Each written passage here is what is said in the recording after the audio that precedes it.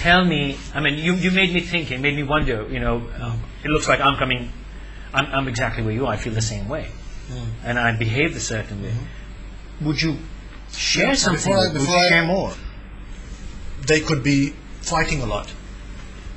And my brother would pick me up and say, okay, it's another night of fights, let me just take you to Wiki D's and we'll get a bite to eat. By the time we come back, hopefully things will be alright. This would be like, it's like having a schedule in school. On Monday you do this, Tuesdays you do this, Wednesday you do this. For me, Mondays would be a fight, Tuesday would be a fight, Wednesday would be a fight, Thursday would be a fight. So you would expect it every day. So it became predictable. So I became immune to it. Yeah, you learned how to deal with it. I became immune to it. Yeah. But has it scarred you in any way? And do you think it affected your self-esteem in any way? It doesn't affect my self-esteem. I don't know, maybe that's just by nature. I've just been a strong-willed person. It has affected my brother, I would say. He was the older one. He had to drop out of college to bring me up. Simply because all of a sudden my parents just disappeared. They split up, they did their own thing. So my brother had to drop out of college to bring me up. So he's actually got the scar of it even more. He's become far more into himself. He doesn't like to meet people, and so. But that's another. I don't want to go into him. This is. I want to talk about something that I can relate to more. I have been. I wouldn't use the word scar. I think it's just way too dramatic. I have been affected in the sense that, like I said, I have a problem. Communicating. I have a problem communicating. Expressing. I have a problem sharing. I have a problem with emotions. Yeah. Okay. I think just over the last 2 or 3 years, I would actually say in my adulthood, I've actually now began to overcome these things with a lot of assistance by my wife or even by my 4-year-old. I'm over cautious of, if we have a fight, it's nowhere as drastic as a fight my parents would have. But if we have a fight, I would make sure that it's contained. My daughter doesn't see it. She doesn't see us yell. Although our fights, like I said, are not drastic. Tomorrow morning we're fine again. These are normal fights that couples have. It's basically made you I'm cautious about it. Yeah. So on that side it's good. But the lingering effects that it had are to the extent where I refused point blank to have anything to do with my parents for something almost over a decade. There would be no margin for, I'm sorry I did you wrong, can we get together? No. There'll be no margin for, here's £10,000, go buy yourself a car, let's make up. No. I totally shut them out, which is a reaction any kid could have with their parents. The main issue that came out of it was to their disadvantage, because I distanced myself from them so much, so much so that I even said that, hang on, before you even have a relationship with my grandchild, you have to prove something to me. And that was 15 years, with my child, as in their grandchild. This was 15 years down the line.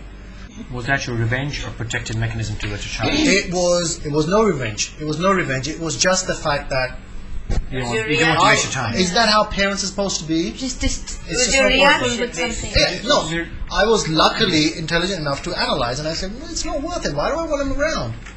Why do I want him around? Forget it. It's not worth my while. I'm happy by myself. I don't have to deal with issues. And even up to the present day, I think other than maybe 2 or 3 immediate relatives of mine, I have no relationship with anyone else. I'm over the moon now about the relationship with that which I have with my mother.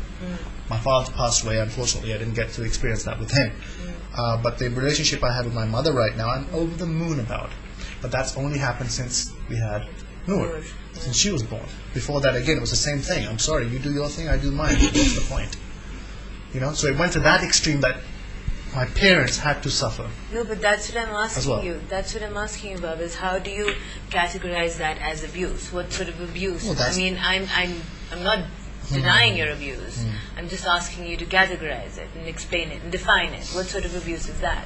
Emotional abuse? I would say mostly emotional, yeah. Okay. Yeah, because it made me react in certain ways. But obviously what you're saying is that it's still as relevant because of how it's affected you as an adult. I'm saying that as a father, as a son, in every way. The reason I brought it up as a personal example was that because we've been talking about the parent beating them or the family member or the caretaker molesting them and fondling with their genitals or whatever, or the Molana coming in and mistreating the child. We were talking about that. What I'm saying is that it doesn't have to be that. a very common event that takes place on a daily basis in Pakistani households of all social levels are arguments and disputes because of disrespect and the lack of understanding of the ability of either being a woman or a man or their pressures. And while this is all happening in their sort of four corners, what parents refuse to see is what is actually happening to the kid who's not present in the room but can still overhear you. Yeah. So much. So to categorize what you just said, there's emotional trauma and parental neglect. And what parents don't realize from your particular example, if I may quote here, is that while they were busy having their own little fights and the children were growing, when the child grows up to be an adult, there could be backlash. And the child could actually come back and ignore them and push them out of their life completely. If we have a fight today and our child observes it, to whatever level, we sit down with our child directly after that. We go through it. Like, okay, look, Mamas and Babas, we were not having a fight, we were having a discussion, we got a little loud, but it's like okay, she asked it's normal. Us yesterday, she said, don't fight. Yeah. When I was arguing with you about something, she said, don't fight, Babas. See, because to that we had to 4-year-old, explain to her that we're not fighting, we're discussing something, and we're coming to an agreement, we're just disagreeing. It's okay. To that 4-year-old, me screaming across the hall and saying, can you bring me the sugar, is screaming. To that 4-year-old, that is screaming, regardless whether you're asking for sugar. That kid's going to think, I've seen them do that before, and they're doing it again. It's going. It's about to become a fight. It's about to become a fight. So immediately closes and protects herself. Yeah.